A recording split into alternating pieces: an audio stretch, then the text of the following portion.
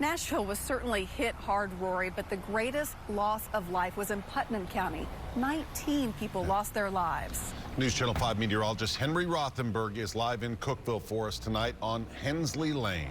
Henry? Yeah, Rory, you know, hard to believe what happened 365 days ago in this neighborhood on Hensley Lane. Homes, a neighborhood that was only about 5 years old, that unfortunately were leveled. Now, where we're standing here on Hensley Lane are 3 parcels of land that our Eric Hilt had talked about that once completed will become Hope Park, which will be a place for kids, for families to come and just have a sense of peace. But all the damage, of course, that happened here, not just confined to this area near Baxter, it was all over the community. Even one congregation here is taking steps to get back on their feet after losing 2 members when that EF4 tornado ripped through their community. We feel 2 things at once. We feel a tremendous amount of pain and sorrow and loss, but we also feel a tremendous amount of hope.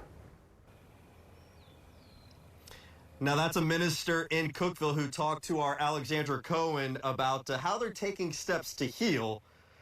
Tonight, the College Side Church of Christ is inviting the public to a vigil at 6:30 in the evening, and of course, it will be live streamed as well. We'll have more on that, Carrie, tonight at 6 o'clock.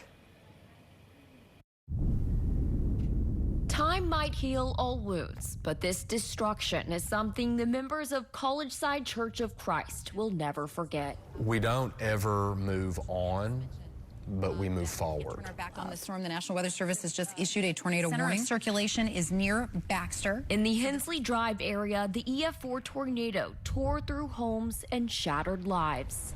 What happened a year ago won't have the last word. The neighborhood, once filled with debris, is now filled with empty lots. As time goes on, rebuilding will happen.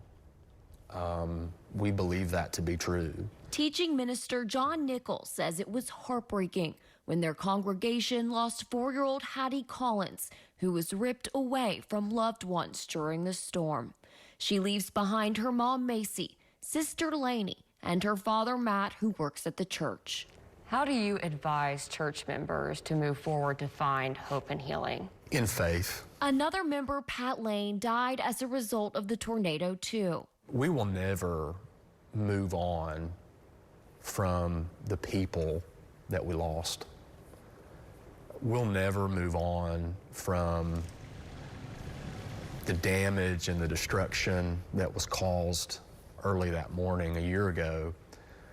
But in faith, we do move forward. John says the grieving process was interrupted by COVID-19, which made it hard to mourn as a church family. Somebody said that a lament is an unresolved note in music. It just kind of hangs out there and we don't know what to do with it. And in some ways, that's how we feel as a church. We wish it was different. We would give anything for it to be different. This church and this community will remember the ones who were lost, clinging to the notion that one day they'll be together again. We believe that he's with us every step as we take those steps one at a time. Reporting in Putnam County, Alexandra Cohen, News Channel 5.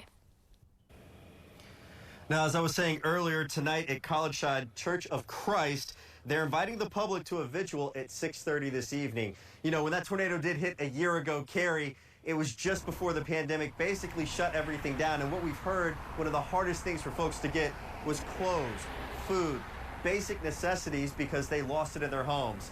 But these folks, 365 days later, have shown just what it means to be Cookeville strong. From Cookeville, I'm meteorologist Henry Rothenberg, News Channel 5.